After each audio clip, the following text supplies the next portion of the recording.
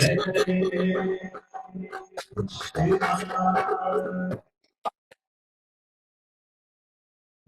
जय श्री राधे।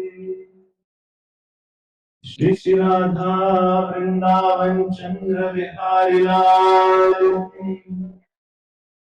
श्री कृष्ण कृपा मूर्ति मधुसूदन बाबू जी की श्री भक्तिपाद श्री रूपाद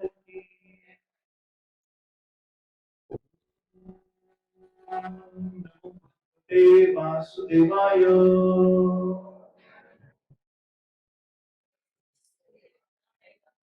ओम नमो भगवते वासुदेवाय।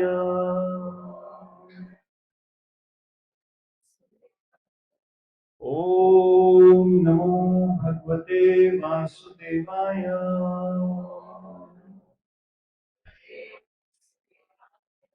कृष्णाय वासुदेवाय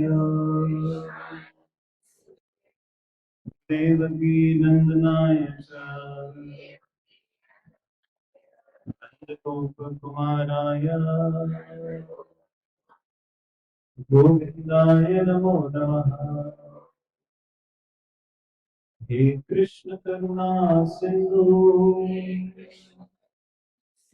दीनबंधु जगत्पते गोपेश गोपीकांत राधाकांत नमोस्तुते। कंचन गौरंगी राधे वृंदावनेश्वरी विश्वानुसुदेवी नमामि हरिप्रिया। श्री कृष्ण चैतन्य प्रभु नित्यानंद श्री अद्वैत गदाधर श्रीवासादि गौर भक्तवृंद। हरे कृष्णा कृष्णा कृष्णा हरे हरे हरे राम राम राम हरे हरे। हरे कृष्णा कृष्णा कृष्णा हरे हरे हरे राम राम राम हरे हरे। नमो विष्णुपदाय कृष्ण कृष्णाय भूतले श्रीमते वसुदेवाय बापूजी इति नाम। नमस्ते मधुसूदनाय भक्तिपात्रयाय दुर्लभ कृष्ण भक्ति मति सरलता। श्री राधे। आप सबों का आज की गोवर्धन पूजा में बहुत बहुत स्वागत है। आज हम सबके सामने गिरिराज धारण भगवान श्री कृष्ण विराजमान है और ये अत्यंत सुख प्रदान करने वाली गोवर्धन पूजा जिसे आज हम गुरु की कृपा से संपन्न करेंगे। जब हम कहते हैं गोवर्धन, बोलिए, तो इसमें तीन शब्द हैं। गोवर्धन,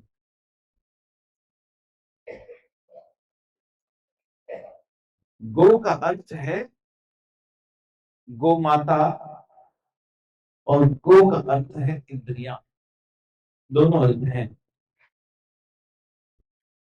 जैसे गोविंद, गोविंद मतलब जो गो माता को आनंद प्रदान करता है वो गोविंद, और उसके साथ साथ जो हमारी प्रत्यक्ष इंद्री को आनंद प्रदान करता है वो गोविंद।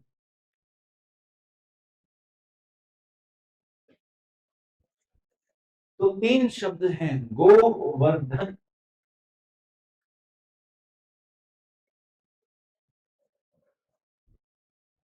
जिसका अर्थ है कि इंद्रियों का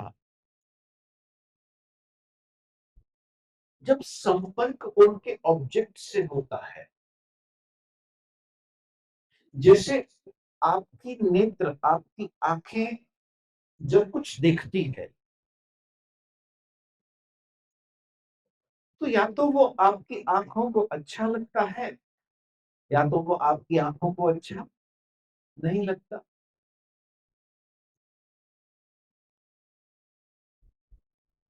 अब हर इंद्री अपने अपने ऑब्जेक्ट को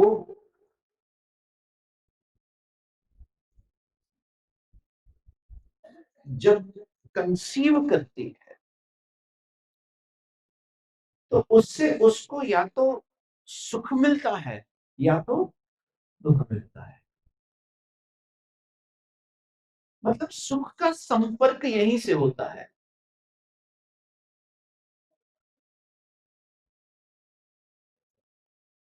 और जैसे ही गोवर्धन की बात आती, ये सुख और दुख से ऊपर, इसीलिए वर्धन, वर्धन करना मतलब इसके आनंद को बढ़ाना।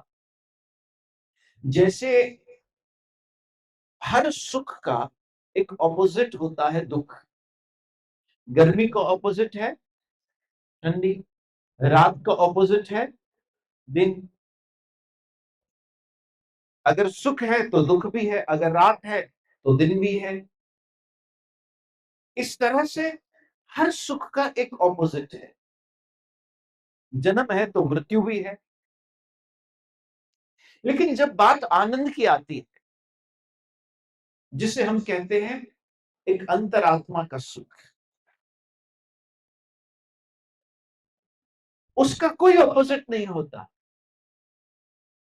यदि हम सुख पाएंगे तो सुख के साथ साथ दुख भी मिलेगा। यदि हमने दिवाली में ढेर सारी मिठाइयां खाई हैं तो ये सुख तो है, लेकिन उसके साथ साथ हमारी शुगर लेवल बढ़ जाएगी। मैं पिछले दिनों कहीं सत्संग कर रहा था तो मिठाई की बात निकली तो एक माता ने कहा कि भले ही मुझे डायबिटीज है फिर भी मैं दिवाली में मिठाई खाऊंगी, ढेर सारी खाऊंगी। वो आई है, वो देखो।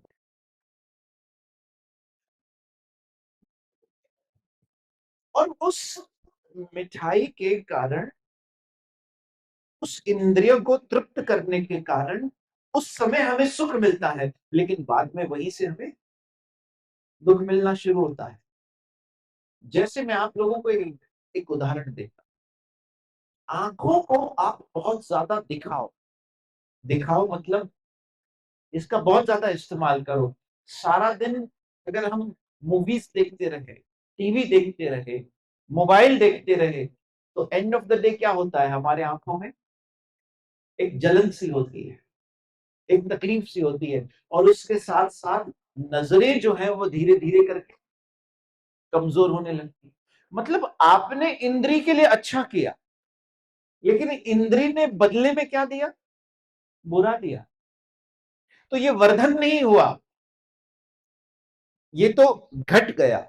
इसमें बढ़ा नहीं, इसमें तो हमारा घट गया। आपने आंखों को अच्छा अच्छा दिखाया, लेकिन बदले में इस आंखों ने क्या दिया, चश्मा दिया, चश्मा लग गया। हमने आंख अपने जीभ को मीठा मीठा खिलाया, लेकिन बदले में इसने हमें क्या दिया, डायबिटीज दे दी। हमने इसे कोलेस्ट्रॉल मतलब बहुत सारा पिज्जा खिलाया, बहुत सारा चीज खिलाया, बहुत सारा मक्खन लगा हुआ पराठा खिलाया, लेकिन बदले में इसने हमें क्या दिया? कोलेस्ट्रॉल दे दिया। तो जब हम इंद्रिय के सुख के लिए कुछ करते हैं तो यहां वर्धन नहीं होता, बल्कि यहां घटता है। यहां अच्छा नहीं होता, बल्कि यहां उसका ऑपोजिट बुरा हो जाता है। लेकिन जब हम इंद्रियों को आनंद प्रदान करते हैं, सुख और दुख से भी परे एक है जिसे हम आनंद कहते हैं, जिसका कोई ऑपोजिट नहीं होता। जैसे इस समय जब आप कृष्ण नाम सुन रहे हो, हरे कृष्ण कृष्ण कृष्ण हरे हरे, हरे राम राम राम हरे, ये कृष्ण नाम हमें आनंद दे रहा है, ये सुख नहीं दे रहा, ये हमें आनंद दे रहा है। ये गोवर्धन पूजा में जो भोग लगता है, 56 भोग, इसमें लगा हुआ भोग जब हम ग्रहण करते हैं, वो भोग हमें आनंद देता है। भगवान को यदि भोग लगाकर आप ग्रहण करेंगे तो आपके ग्रहण करते ही आपको एक एक सतोगुण का आभास होगा। आप देखिए, आप होटल में भी खाते हैं, बोलिए खाते हैं, हाँ? और आप लंगर प्रसादी में भी खाते हैं, है तो दोनों भोजन। लेकिन जब आपने होटल में खाया और जब आपने भगवान का प्रसाद ग्रहण किया, तो आपको दोनों में अंदर जाते ही एक प्रभाव अलग एहसास होगा। इसीलिए हमारे सिंधी में कहते हैं, जेड़ो अन्न तेड़ो मन, क्योंकि अन्न का प्रभाव सीधा मन पर होता है। हमारी हालत तो ये है कि हम घर में जब भोजन बनाते हैं, अब पता नहीं उस घर की जो माता है, अगर उसमें वाकई में माता आ गई है, बेचारी थक गई है काम कर करके, तो कभी कभी मूड खराब हो जाता है और खराब मूड से भोजन बनाती है, दड़के दे देकर बनाती है, तो वो सारे वाइब्रेशंस उस भोजन में चले जाते हैं। और फिर जो उस भोजन को घर के लोग खाते हैं वो भी वायड़े हो जाते हैं, पति खाता है वो भी वैसा हो जाता है फिर। लेकिन जब आप घर में भी भोजन बनाओ तो उसमें एक सतोगुण के वाइब्रेशन जाए, हरे कृष्ण कृष्ण कृष्ण हरे हरे, हरे राम राम हरे हरे, हरे कृष्ण कृष्ण कृष्ण हरे हरे, हरे राम राम राम। फुल का बचाओ तो महामंत्र करते हुए बनाओ, हरे कृष्ण कृष्ण कृष्ण हरे हरे, हरे राम राम राम हरे हरे। और वो बनाने के बाद ठाकुर जी को भोग लगाओ, बिल्कुल अच्छी तरह लाड प्यार से सजा धजा कर, पवित्रता से। और कई बार घर में जब भोजन बनता है, जब भोजन बनता है तो उस समय बात नहीं करना चाहिए। जब आप किचन में हैं तब बात नहीं करना चाहिए, क्योंकि वो भगवान का यदि भोग पक रहा है तो आप जितनी कन्वर्सेशन करें वो कम से कम होनी चाहिए, क्योंकि मुंह से थूक उड़कर गिरती है और वो झूठा हो जाता है वैसे ही। अगर ठाकुर जी की सेवा करनी है तो उसे बड़े पवित्रता से करनी चाहिए, बड़े लाड और प्यार से करनी चाहिए, हर भाव का बड़ा ख्याल रखना चाहिए। कई बार भोजन बनाने बनाने के बाद अगर मन में विचार आ जाता है, चलिए मुझे एक कथा स्मरण हो रही है, सुनाओ। और वो कथा ऐसी स्मरण हो रही है कि वो श्रीनाथ जी के प्रकट होने की कथा है। आप लोगों को पता है श्रीनाथ जी कैसे प्रकट हुए थे? नहीं पता है?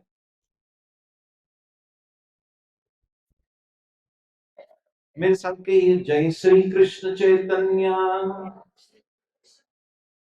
प्रभु नित्यानंद, श्री अद्वैत गदाधरा श्रीवासादि गौर भक्त वृंद। श्री चैतन्य महाप्रभु जब इस धराधाम पर 500 वर्ष पूर्व साक्षात श्री कृष्ण और राधा रानी संकल्प करते हैं, विचार करते हैं। भगवान को सिर्फ विचार करना होता है। और क्या विचार किया? क्या विचार किया? लोक कल्याण का। अंतर शब्दों पर ध्यान दीजिए। अंतर, अपने अंतर मन में हरिनाम संकीर्तन अर्थात हरि नाम जीव जीव तक पहुंचाने का संकल्प किया। इसलिए श्री चैतन्य महाप्रभु अंतर द्वीप में प्रकट हुए इस हरिनाम संकीर्तन को प्रदान करने के लिए।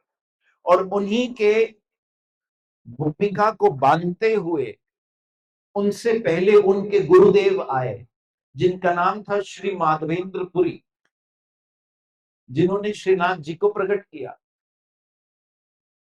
श्री माधवेंद्र पुरी जो थे वो बड़े श्रेष्ठतम वैष्णव आचार्य थे। हमारे वैष्णव संप्रदाय के एक महानतम वैष्णव आचार्य थे, जिनको चैतन्य महाप्रभु ने भी अपना गुरु स्वीकार किया, कृष्ण ने जिनको अपना गुरु स्वीकार किया। माधवेंद्रपुरी महाराज वृंदावन के कुंज गलियों में विराजमान होते और वहां बैठकर भजन किया करते। हरे कृष्ण कृष्ण कृष्ण हरे हरे, हरे राम राम राम हरे हरे, हरे कृष्ण कृष्ण कृष्ण हरे हरे, हरे राम राम राम हरे हरे। और ऐसा दृढ़ संकल्प उनका भजन, ऐसे कृष्ण में रति और प्रीति थी उनकी कि उनका ये संकल्प था कि यदि कोई मुझे स्वयं आकर कुछ दे दे भोजन पाने के लिए तो ही मैं ग्रहण करूंगा, नहीं तो हे ठाकुर मैं बस आपका भजन करूंगा। ऐसा कृष्ण प्रेम, ऐसा पवित्र शुद्ध भाव कि यदि कोई मुझे आकर कुछ दे दे तो ही मैं ग्रहण करूंगा, नहीं तो एक ही मेरा संकल्प है, बस आपका भजन। हरे कृष्ण कृष्ण कृष्ण हरे हरे, हरे राम राम राम हरे हरे, हरे कृष्ण कृष्ण कृष्ण हरे हरे, हरे राम राम राम हरे हरे, हरे कृष्ण कृष्ण कृष्ण हरे हरे, हरे राम राम राम हरे हरे, हरे कृष्ण कृष्ण कृष्ण हरे हरे, हरे राम राम राम हरे हरे, हरे कृष्ण कृष्ण कृष्ण हरे हरे, हरे राम राम राम हरे। ऐसा दृढ़ संकल्प था। कभी कभी प्रेम इंसान को शरीर की अवस्था से इतना ऊपर उठा देता है कि और प्यास का ध्यान भी नहीं रहता। अभी हमने भागवत कथा सुनी और वो भागवत कथा में हमने देखा कि किस तरह महाराज परीक्षित दिनों तक बगैर अन्न और जल के रहे, कृष्ण कथा सुनते गए, कृष्ण कथा सुनते गए। क्योंकि एक ऐसे वैष्णव आचार्य जो ये सोचते थे कि शरीर और आत्मा सिर्फ साथ रहे, इतना ही शरीर को भोजन पर्याप्त है। अगर मनुष्य जन्म मिला ही भजन के लिए है तो फिर हम इतना समय भी व्यर्थ क्यों गवाएं।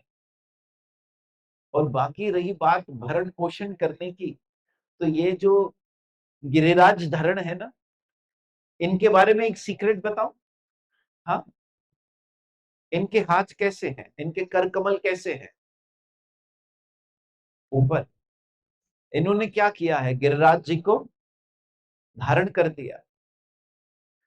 ये जब हम श्रीनाथ जी के दर्शन करें ना, तो इस भाव से दर्शन करें, इनको देखते ही एक मन में तृप्ति आ जाए, एक मन में शांति आ जाए कि इन्होंने जब हमें धारण कर कर रखा है, इन्होंने जब सारे जगत को धारण करके रखा है, तो फिर हम किस बात की चिंता कर रहे हैं। इसलिए ये दादा की टी शर्ट पर जब मैंने पढ़ा फेथ ओवर फियर, तो मैंने कहा बिल्कुल गोवर्धन लीला से मिलती हुई टी शर्ट आज पहनी है आपने, क्योंकि यहां पर फेथ ही जीता था फियर से। जो ब्रजवासियों का भय था कि इंद्र देवता का प्रकोप, इससे हम कैसे बचेंगे कन्हैया, और उसी भय पर यहां पर जीत प्राप्त की विश्वास है जब श्री कृष्ण ने गोवर्धन को धारण किया। जब इनको देखो ना, तो इस बात को अपने हृदय में बिल्कुल स्वीकार कर लो कि ये हमें संभाल रहे हैं, ये सब कुछ पूरे जगत को, पूरे ब्रह्मांड को धारण करके बैठे। इसीलिए वो बड़ा सुंदर गुजराती भजन है, घट विराजता श्रीनाथ जी, यमुना जी, महाप्रभु जी। तुम्हारा घट विराजता श्रीनाथ जी, यमुना जी, महाप्रभु जी। ये जो घट है हमारा, ये जो शरीर है, इसे कौन धारण करके बैठा है? कृष्ण धारण करके बैठा है। यदि इस शरीर में से कृष्ण की सत्ता निकल जाए, तो ये शरीर जिसको आज लोग रिस्पेक्ट दे रहे हैं, मान सम्मान दे रहे हैं, अभी आप आए तो आप दो लोगों से मिले, किसी ने आपसे बात की, पास में बिठाया, है ना?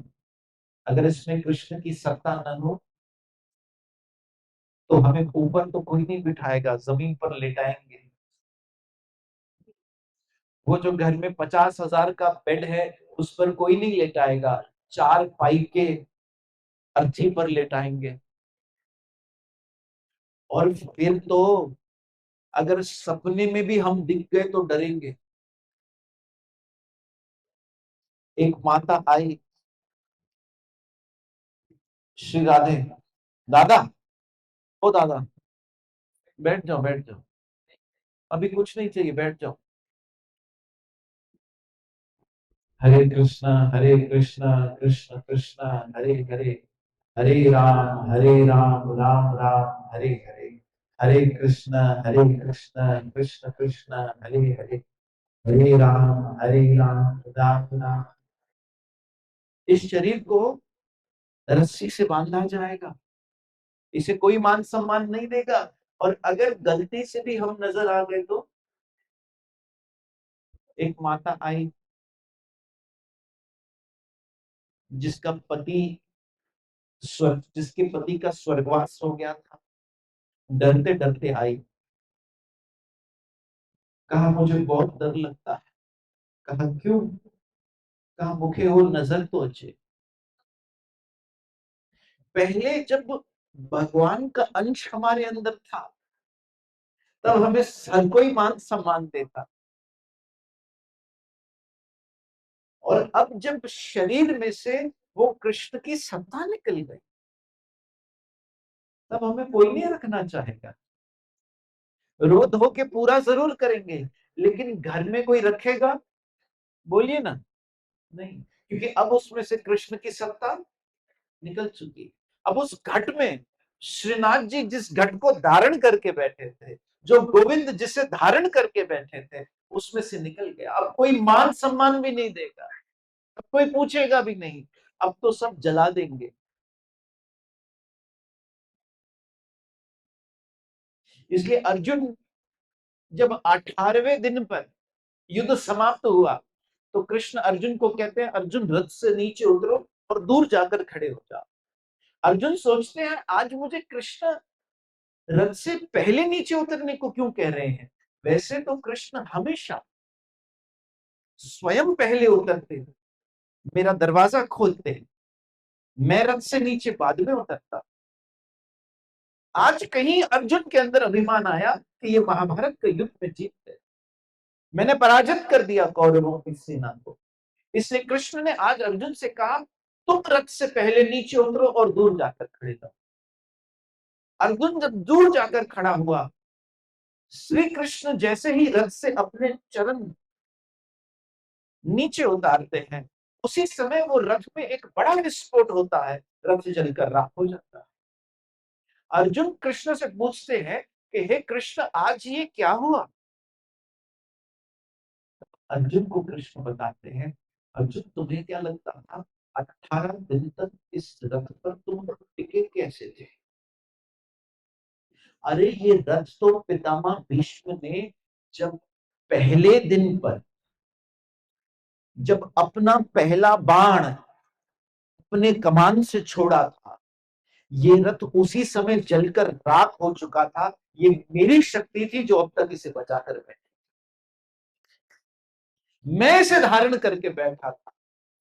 ऐसे ही हम कहीं इस अहंकार में चले जाते हैं कि अरे हम सब कुछ कर रहे हैं, हम अपना घर बनाने वाले हैं, हम अपना परिवार बनाने वाले हैं, हम अपना सब कुछ निर्माण करने वाले हैं, लेकिन जो इस घट में बैठा है उसके द्वारा, उसकी शक्ति के द्वारा ये निर्माण हो रहा है।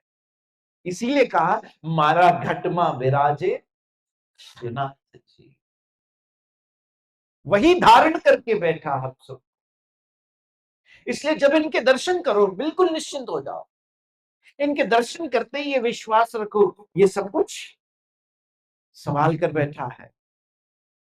इसीलिए कहा, गिरिराज धरण प्रभु तुम्हारी शरण, गिरिराज धरण तुम्हारी शरण।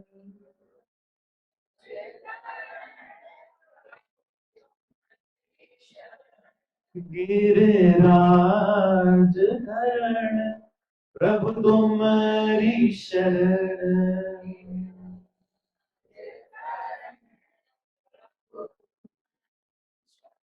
तुम्हारी शरण प्रभु तुम्हारी शरण।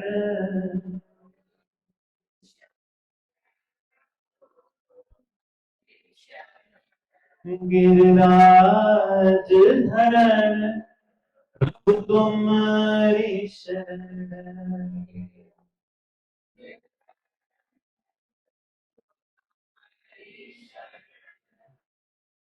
7 दिनों तक ठाकुर जी इस गिरिराज जी को धारण करके बैठे और ब्रजवासियों की रक्षा की। और इन 7 दिनों तक कृष्ण के सखा, गोप, ग्वाल, गौ, ये सब कृष्ण के आसपास आनंद से रहे, क्योंकि जब वो कृष्ण को देखते तो उनके जो नेत्र हैं उनको आनंद मिलता। जब कृष्ण के होठों से, अधरों से वो बंसी की धुन सुनते तो उनके कानों को आनंद मिलता। जब वो श्री कृष्ण के चरणों में गिरे हुए फूलों को उठाकर सूंघते तो उनके नासिका को आनंद मिलता,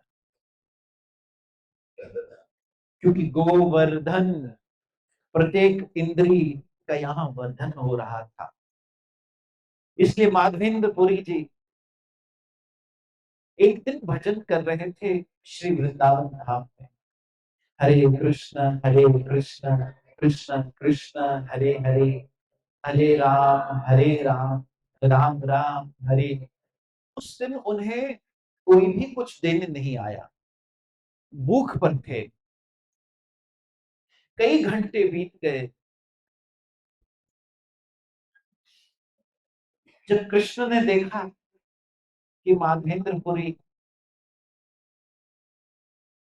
भूखे हैं, तो ग्वाले के रूप में एक खीर का कटोरा लेकर आए और माधवेंद्रपुरी जी महाराज हरिनाम का स्मरण कर रहे थे कि अचानक कानों में एक मधुर सी आवाज गई। बाबा, बाबा आप भूखे हैं और मैं आपके लिए खीर लाया हूं। इतनी मधुर आवाज कानों में गई कि ऐसा लगा कि ये मीठी मीठी आवाज शायद खीर से भी ज्यादा मीठी। नयनम मधुरम, गलितम मधुरम, हसितम मधुरम, मधुराधिपते, जिसका सब कुछ मधुर है। जैसे ही नेत्र खोलकर देखे तो बड़ा सुंदर सा घुंघरालू केश है, बड़े सुंदर से नैन है, और एक बालक खड़ा है खीर का कटोरा लेके। तो माधवेंद्र पुरी जी महाराज को इस बात का विश्वास हो गया कि ये कोई साधारण नहीं लग रहा। एक तो इतनी मधुर आवाज। पूछा बेटा कौन है तू? कहा बाबा मैं ग्वाला हूं यहाँ का, इस गांव का मैं ग्वाला हूं। जब तक सब खा नहीं लेते तब तक मैं भी नहीं खाता, और मैं जानता हूं तुमने कुछ नहीं खाया, इसलिए मैं तुम्हारे लिए खीर लाया। कहा बेटा तेरी आवाज सुनकर, तेरी बातें सुनकर ही मेरा पेट भर गया, मुझे ये खीर नहीं चाहिए। कहा नहीं बाबा, मैं बड़े प्यार से तुम्हारे लिए लाया हूं।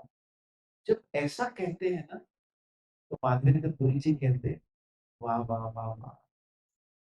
देखिए एक बात याद रखिए, कृष्ण है ना, कृष्ण, मेरे साथ कहिए कृष्ण, कृष्ण, कृष्ण, कृष्ण, कृष्ण, कृष्ण, कृष्ण, कृष्ण, कृष्ण, कृष्ण। कृष्ण सब जानते हैं। वेदाम साहित्य नाम अहमेव वेद्य। हे अर्जुन, सारे वेदों का ज्ञाता भी मैं हूं और वेदों में जानने योग्य भी मैं हूं, गीता में कहा। फिर कहा अर्जुन, मैं हर एक का पास्ट भी जानता हूं, हर एक का प्रेजेंट भी जानता हूं, और हर एक का आने वाला कल भी जानता हूं। कृष्ण सब जानते हैं। आपको उससे कुछ मांगने की आवश्यकता नहीं है, उससे कुछ मत कहिए, वो सब कुछ जानने वाला है। बस उसे देखकर प्रसन्न हो जाइए, उसे देखकर अपने नेत्रों को धन्य कर दीजिए, उससे उसकी बातें सुनकर अपने कानों को धन्य कर दीजिए। भगवान सब कुछ जानता है, हम उसे क्या बताएं कि मेरे जीवन में ऐसा कर दे तो अच्छा होगा, मेरे जीवन में वैसा कर दे तो क्या तो अच्छा होगा। फिर तो हम इनडायरेक्टली ये कह रहे हैं भगवान हम तुझसे ज्यादा इंटेलिजेंट हैं, जैसा तू कर रहा है वैसे सही नहीं है, ऐसा करेगा तो सही होगा। इसलिए वो सब जानने वाला है। माधवेंद्र पुरी जी के लिए खीर ले आए। जैसे ही माधवेंद्र पुरी ने वो खीर पी, जैसे ही उस खीर को ग्रहण किया, एक अंतरात्मा का सुख। गोवर्धन बोलिए, गोवर्धन। प्रत्येक इंद्री का वर्धन होता है जब हमारी कोई भी इंद्री कृष्ण के साथ संपर्क करती है। जैसे ही उस खीर को ग्रहण किया तो ऐसा नहीं लगा कि मैंने कोई खीर पी, ऐसा लगा कि मेरे कंठ के द्वारा कृष्ण उतरकर मेरे हृदय में समा गए। क्योंकि जब हम भगवान को भोग लगाते हैं ना, वो भोग भी भगवान बन जाता है। ठाकुर जी को लगाया हुआ भोग भी क्या बन जाता है? भगवान बन जाता है, वो भी ठाकुर जी बन जाता है। इसलिए कभी किसी कण को आप गिरता हुआ भी देखें, उसे उठाकर ग्रहण कर लिया कीजिए, क्योंकि वो कृष्ण है। हमारे परम गुरुदेव श्रील प्रभुपाद जी महाराज जब अमेरिका गए, वहां पर जो हिप्पीज थे, जिनके धर्म में, जिनके संस्कार में कहीं कृष्ण नहीं है, जिन्होंने बचपन से ही मांसाहार और मदिरा पान, नॉनवेज और ड्रिंक्स, इसी पर उनका जीवन चला है, इसी के उन्हें संस्कार मिले हैं, उनके जीवन में इतना बड़ा हृदय परिवर्तन कैसे आया? सबसे पहली चीज जो श्रील प्रभुपाद जी ने की, वो भोग बनाकर ठाकुर जी को अर्पण करके उन्हें खिलाई। कि मेरी बातें तुम्हारे कान में जाएंगी, वो शायद असर न करे, लेकिन ये जो ठाकुर जी पर भोग लगाया हुआ है, ये कृष्ण बन जाएगा और यही कृष्ण के रूप में तुम्हारे अंदर प्रवेश करेगा, और वहीं से परिवर्तन शुरू होगा। गोवर्धन, वहीं से तुम्हारे इंद्रियों का वर्धन शुरू होगा, उस इंद्रियों के आनंद को ग्रहण करने का वर्धन होगा। इसलिए माधवेंद्रपुरी बड़े संतुष्ट हुए। ग्वाला खीर दे के चला गया। माधवेंद्रपुरी रात को बड़ी मीठी सुख की नींद सो रहे थे कि अचानक उनके सपने में वही लड़का आया फिर से। कहा, बाबा बाबा, आज मैं तुम्हें खीर देकर गया, मेरा एक छोटा सा काम करोगे? कहा, हाँ। कहा, मेरे साथ जरा कुंजन में चलो वृंदावन के। कहा, कहाँ चलना है? तो उस छोटे से ग्वाल ने माधवेंद्रपुरी का हाथ पकड़ा और उसे कुंजन के बीच, वृंदावन के जो कुंज लताएं पताएं थी, कहीं उनके बीच ले गया और कहा, बाबा, मैं इस धरती के अंदर हूं, मुझे यहां से निकालो, मेरे शरीर में बड़ा तप हो रहा है, कई समय से मैं यहाँ अंदर धसा हुआ हूं। जब मलेच्चों का आक्रमण हुआ था वृंदावन पर, औरंगजेब ने जब आक्रमण किया था, कहा उस समय जो सारे विग्रह थे वृंदावन के, जैसे राधा गोविंद देव जी थे, वो जयपुर चले गए। राधा मदन मोहन जी थे, उनको करौली ले जाया गया। राधा गोपीनाथ, वो भी जयपुर चले गए, और जयपुर वाले यहाँ आ गए।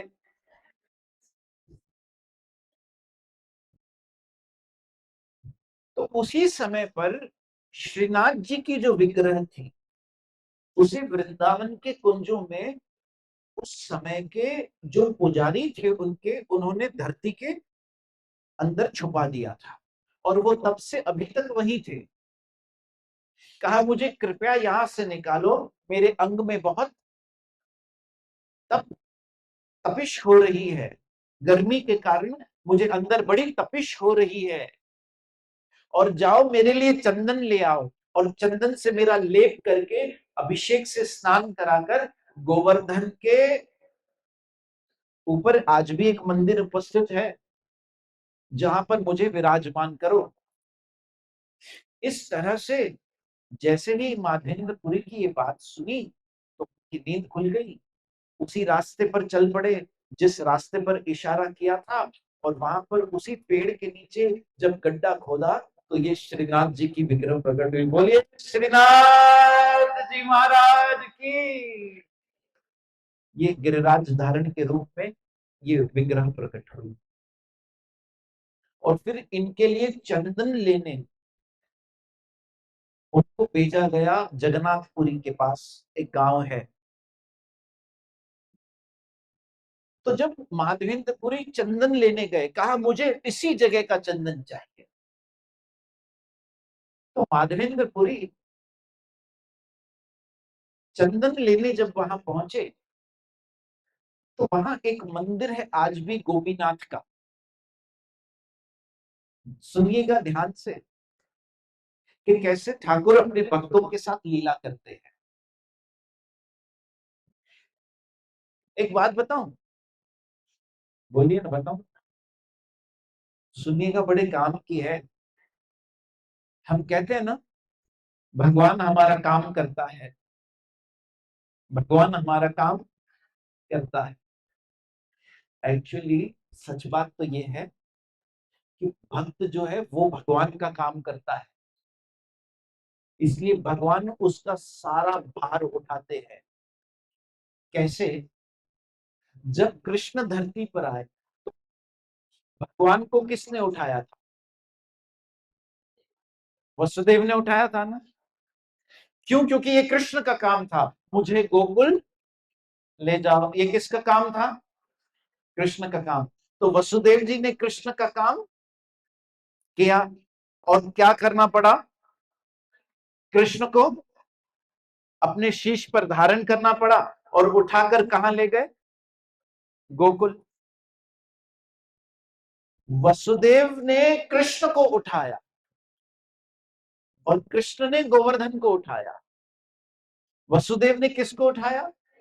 कृष्ण को। और कृष्ण ने, अब वसुदेव ने जो कृष्ण को उठाया वो कृष्ण का काम करने के लिए उठाया, क्योंकि ये कृष्ण ने मुझे कहा है इसलिए मुझे करना है। और कृष्ण ने जो गोवर्धन उठाया वो अपने भक्तों का भार उठाने के लिए उठाया।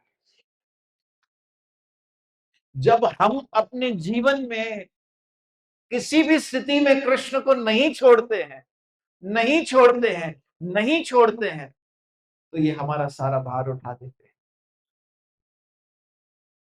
इसलिए यहां पर जब श्रीनाथ जी माधवेंद्रपुरी जी महाराज से कहते हैं मेरे लिए चंदन ले आओ, तो ये किसका कार्य है? बोलिए ना। श्रीनाथ जी का कार्य है। तो अब सारी जिम्मेदारी माधवेंद्रपुरी जी की किसको उठानी पड़ेगी? श्रीनाथ जी को। इसलिए भगवान भक्तों का काम नहीं करते, वो तो पूरा भार उठा लेते हैं। भक्त भगवान का काम करते हैं, संत भगवान का काम करते हैं। श्री राधे कहिए। तो माधवेंद्रपुरी जी गोपीनाथ के मंदिर में पहुंचे और देखा बड़ा सुंदर वैभवशाली कीर्तन हो रहा था। और आज गोपीनाथ जी को खीर का भोग लगा था। जब देखते हैं कि खीर की बड़ी सुंदर तरीके से खीर को परोसा गया है, और खीर का रंग भी बड़ा सुंदर था, ऊपर से केसर डली हुई थी, तो मन में भाव आता है कि लगता है गोपीनाथ जी को ये खीर बड़ी पसंद है। जरा मुझे पता चल जाए कि ये खीर का स्वाद कैसा है, तो मैं भी जाते ही श्रीनाथ जी को इसका भोग बनाकर लगाऊं। लेकिन फिर मन में सोचा, मेरे मन में जो विचार आया वो भले ही श्रीनाथ जी को भोग लगाने का आया, लेकिन भगवान के सामने रखे हुए भोग को मैंने खुद ग्रहण करने का कैसे विचार कर लिया? नहीं नहीं, मुझसे अपराध हो गया। क्योंकि भगवान को जो भोग लगता है ना वो अमनिया होता है। कैसा होता है? क्या कहते हैं उसे? मतलब किसी का मन भी उस पर नहीं जाना चाहिए। उस भोग को अर्पण करने के पहले उस पर मन भी नहीं जाना चाहिए। इसलिए माधवेंद्र पुरी जी को बड़ा बड़ा अफसोस हुआ कि मैंने ये कैसे सोच लिया कि ये खीर पहले मैं चख कर देख लूं, कि मुझे जानना है इसका स्वाद कैसा है। भले ही ठाकुर जी को भोग लगाने का विचार था, लेकिन मन में पहले विचार ऐसा क्यों आया? इसलिए माधवेंद्र पुरी अपने आप से निराश होकर चले जाते हैं, एक ऐसे पेड़ के नीचे भजन करते हैं, कहते हैं आज मैं तब तक ग्रहण नहीं करूंगा, तब तक ग्रहण नहीं करूंगा जब तक मैं बिल्कुल अपने शरीर को सुखा नहीं देता। और एक पेड़ के नीचे बैठकर भजन करने लगते हैं, हरे कृष्ण कृष्ण कृष्ण हरे हरे, हरे राम राम राम हरे हरे। जो पुजारी थे, वो जो ठाकुर जी को गोपीनाथ को भोग लगाया था, अंत में सारे पुजारी बड़े हट्टे कट्टे, आपने तो देखा है जगन्नाथपुरी के पुजारी कैसे, तो सारी खीर आपस में बांट दी, सब अपना अपना खीर पीकर सो गए। जैसे ही सोए तो गोपीनाथ जी पुजारी के सपने में आए और कहा कि जो खीर का भोग आज तुम लोगों ने मुझे लगाया था, उसमें से 2 कटोरे माधवेंद्रपुरी को जाकर दिए जाएं, वो इस समय पर यहां यहां बैठा है। तो पुजारी ने कहा प्रभु क्षमा करना, हम लोग की थोड़ी कैपेसिटी ज्यादा है, सारी खीर तो हमने चट कर दी। तो गोपीनाथ जी जवाब देते हैं, तुमने जितने कटोरे लगाए थे 2 मैंने छुपा लिए। मुझे पता है तुम सारे गटकने वाले। कहा मंदिर में जो मेरे पीछे पर्दा लगा है, उस पर्दे के पीछे जाकर देखना 2 कटोरे मिलेंगे। पुजारी उठा, दौड़ कर गया मंदिर में, और पर्दा जैसे ही हटाया तो वाकई में 2 कटोरे छुपा कर रखे थे। और तब से उस ठाकुर का नाम पड़ गया खीर चोर गोपीनाथ। आज भी जगन्नाथपुरी के पास एक मंदिर है, उस मंदिर का नाम ही है खीर चोर गोपीनाथ, कि भगवान ने चुराया। किसके लिए? अपने भक्त माधवेंद्र पुरी के लिए, क्योंकि वो उनका काम करने आया था। तो अब सारा भार किसको उठाना है? कृष्ण को उठाना है। इसलिए गिरिराज धरण प्रभु तुम्हारी शरण। हम उनकी शरण लेते हैं। हम इस दुनिया में किनकी शरण लेते हैं? उनकी शरण लेते हैं जो खुद एक दिन जाने वाले हैं। हमें लगता है ये हमें बचाएंगे, ये हमें सहारा देंगे, ये हमारे बुढ़ापे का सहारा बनेंगे, ये हमारी रक्षा करेंगे। लेकिन याद रखिएगा, अगर किसी को कोई कुछ दे सकता है तो वो सिर्फ गोविंद दे सकता है। देने वाला सिर्फ भगवान है। अगर उम्मीद रखनी है, आसरा रखना है, तो याद रखना, आज भी तेरा आसरा, कल भी तेरी आस। हे गोविंद, हे गोपाल, हमें अगर आसरा है तो बस तेरा आसरा है। तुम साथ हो जो मेरे, किस बात की कमी है, जीवन की राहों में तेरा प्यार रोशनी। इसलिए हे गिरधर, हे गिरिराज धरण, आप जैसे ही गिरिराज को धारण करते हैं, आपको देख के मन से, हृदय से सारा भय निकल जाता है। क्योंकि लगता है कि हमारा सारा भार उठाने वाला बैठा है। श्री राधे कहिए, हमारी रक्षा करने वाला बैठा है। इसलिए आपने एक बात ध्यान दी है कि संत मीरा के जितने भी भजन हैं, उसमें गिरधर नाम का उपयोग किया गया है। मेरे तो गिरधर गोपाल दूसरो न कोई, जाते सर मोर मुकुट मेरे पति सोई। मीरा का जो पूर्व जन्म का था, वो माधवी सखी का जन्म था। देखिए, आज मैं सोचता हूं हम सिर्फ कृष्ण की बातें ही करें। आप लोग चाहते हो एक और अच्छी कथा हम सुने, या आज के सत्संग को यही विराजमान, यही विराम दें? कितने लोग चाहते हैं 5 मिनट और कथा करें? देखिए, मैं कभी कभी ये सोचता हूं कि अगर भगवान ने कहीं हम पर अपनी कृपा दृष्टि डाली है, अगर संतों ने, महात्माओं ने, गुरु कृपा से, हमारे गुरु महाराज ने अपने ऊपर कृपा दृष्टि डाली, तो हमें उसका पूरा पूरा लाभ लेना चाहिए। दिवाली का समय है, इतना पवित्र समय, और ऐसे दिन पर गोवर्धन पूजा, जिस दिन हम बैठकर सिर्फ किसकी बातें कर रहे हैं? वो इस समय ऐसे कई लोग होंगे जो बार में बैठे होंगे, नॉनवेज खा रहे होंगे, नशा कर रहे होंगे, लेकिन धन्य है आप लोगों के भाग्य, जो आप सब हरि कथा में बैठकर हरि कथा सुन रहे हो, हरि नाम के रूप सुन रहे हो। जाकर देखिए, क्योंकि कल तो बारिश पड़ गई थी, तो आज लोग गए हैं फिर से पार्टी करने। और देखिए, कितनी अजीब बात है, हम इतने दिनों से तैयारी करते हैं इसकी, दिवाली की, करते हैं नहीं करते? कपड़े खरीदते हैं, गोल्ड खरीदते हैं, करते हैं नहीं करते हैं? घर को सजाते हैं, किस लिए? दिवाली है इसलिए करते हैं। लेकिन दिवाली क्यों है? दिवाली क्यों है भाई?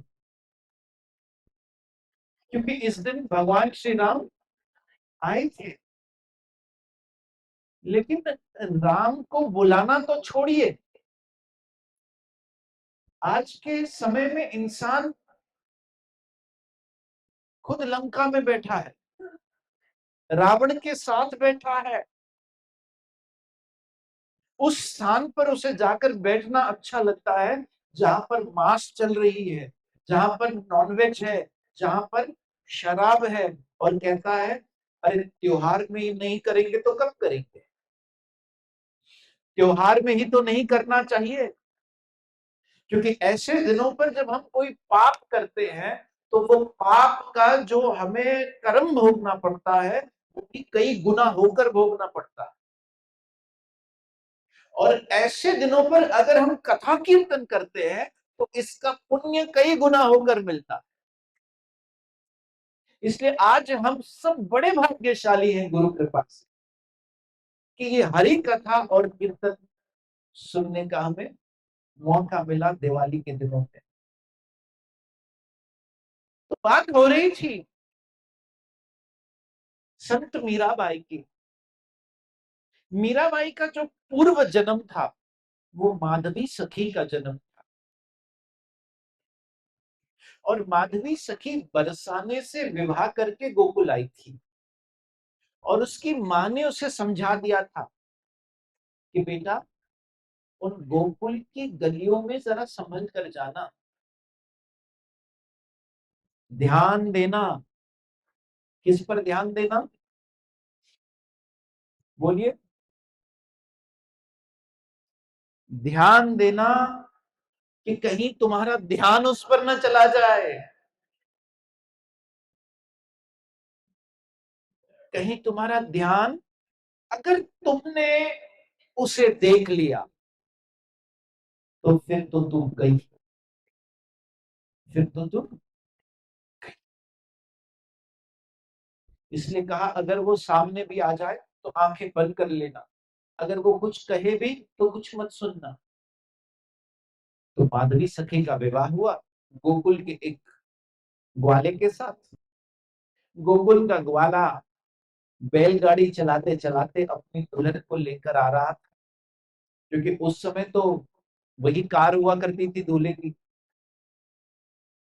तो बैलगाड़ी पर अपनी दुल्हन को बिठा कर ला रहा था।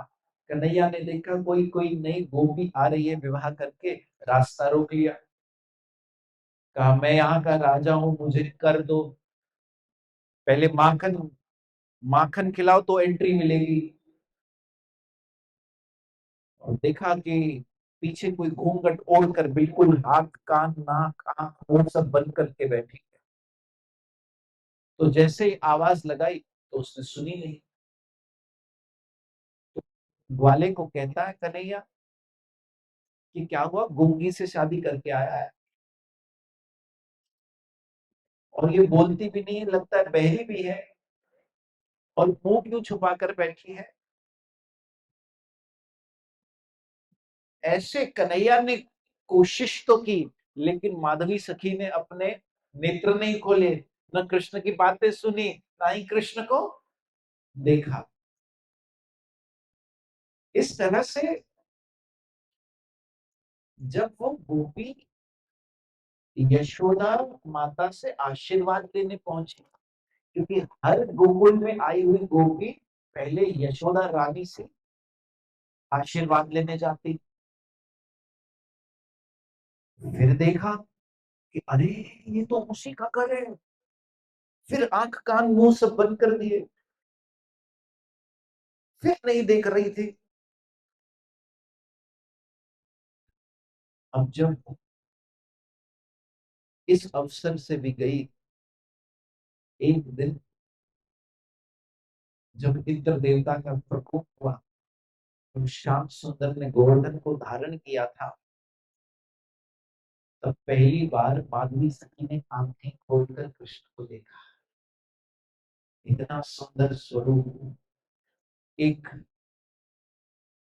नख पर गोवर्धन पर्वत को धारण किया है, एक हाथ से बंसी वादन कर रहे हैं, और अपने नेत्रों से कभी इस तरफ देख रहे हैं, कभी। अब जब कृष्ण बांसुरी बजा रहे थे तो कृष्ण तो नृत्य नहीं कर पा रहे थे, लेकिन उनके जो नेत्र थे वो नृत्य कर रहे।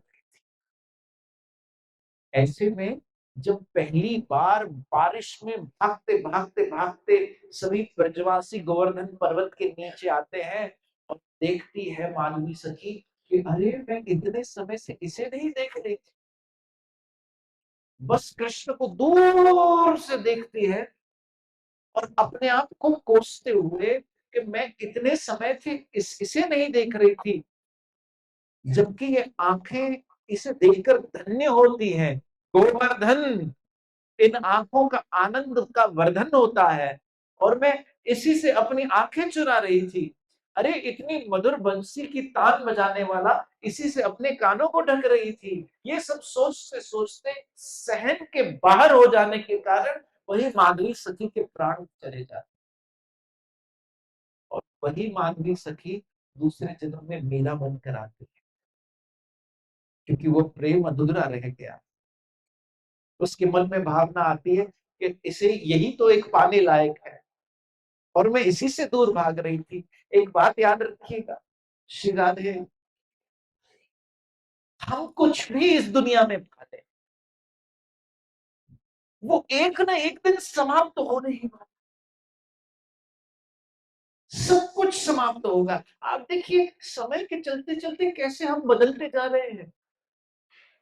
हमारी आंखें, हमारे कान, हमारा मुंह, हमारे बाल, ये सब जब आईने में देखते हैं तो समय के अनुसार हम खुद सोचते हैं कि हम पहले कितने अच्छे लगते थे। एक समय था कि हम घंटों आईने के सामने खड़े रहते थे, कभी ये बाल ऐसे बनाते, कभी बाल ऐसे बनाते, कभी ऐसे रखकर देखते। जो पुरुष बैठे हैं वो अलग अलग तरह से, जो एकदम वृद्ध हो चुके हैं वो कभी अमिताभ की तरह बाल बनाते, कभी राजेश खन्ना की तरह बनाते। लेकिन समय के चलते चलते बाल भी चले गए, माल भी चले गए। जो जो माताएं बैठी हैं वो गाना गाती थी, हंसता हुआ नूरानी चेहरा, और अब वही चेहरा इतना फीका पड़ गया है कि 3 3 4 4 दिन हो जाते हैं आईने में देखने का मन नहीं करता। कि कैसे ये शरीर परिवर्तन करके सब समाप्ति की ओर जा रहा है, और जितनी तेजी से हम समाप्ति की ओर जा रहे हैं, विश्वास रखिए कि पता नहीं कब यम आकर सर के ऊपर खड़ा हो जाए। इसलिए अगर कुछ नित्य है, अगर किसी की सुंदरता कभी समाप्त नहीं होती, अगर किसी की ब्यूटी कभी समाप्त नहीं होती, तो वो एकमात्र कृष्ण है। कृष्ण है जो कभी बूढ़ा नहीं होता, जो जो कभी बदलता नहीं, जिसमें कभी परिवर्तन नहीं आता, वो कृष्ण है। इसलिए माधवी सखी ने सोचा एक यही पाने लायक है, और इसी से मैं दूर भागती रही। याद रखिएगा, जिस नाम से हम अभी दूर भागते हैं ना, बोलिए राम राम राम। अंत में घर वाले मिलके यही नाम हमारे लिए कहेंगे, राम नाम संग है, जिससे हम आज दूर भागते हैं। इसलिए पाने के लिए तो सिर्फ वही है,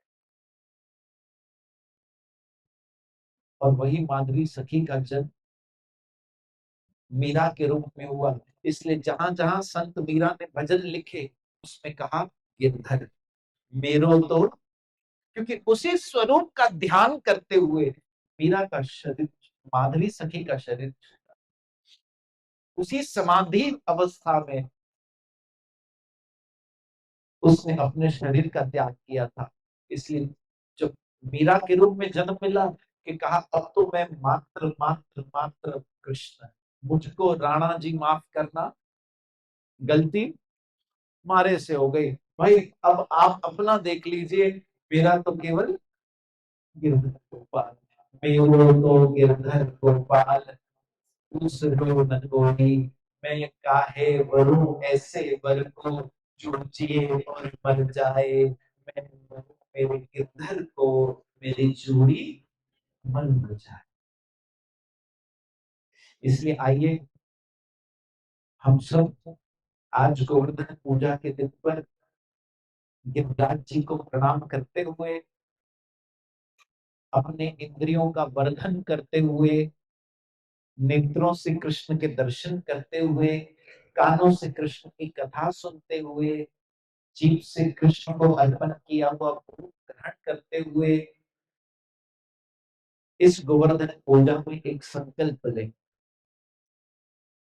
लेना चाहोगे? आप सब इतने सारे लोग आए हो,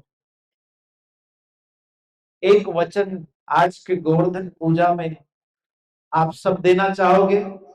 कितने लोग देना चाहेंगे? सच सच हाथ उठाना। देखो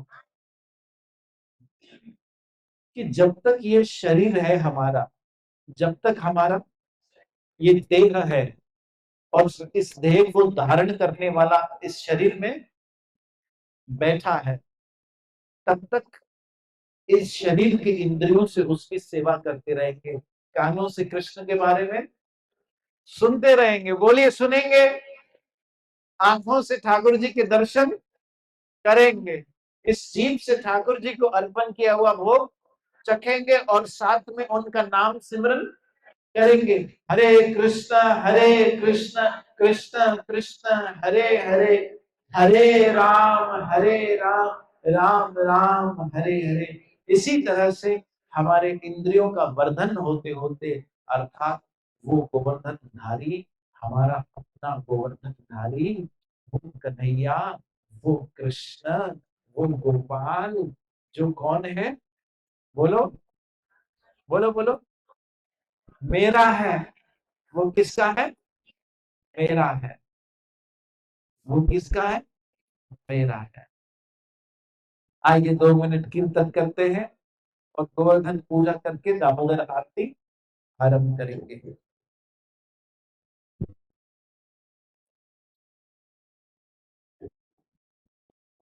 मेरे प्यारे राम श्री कृष्ण,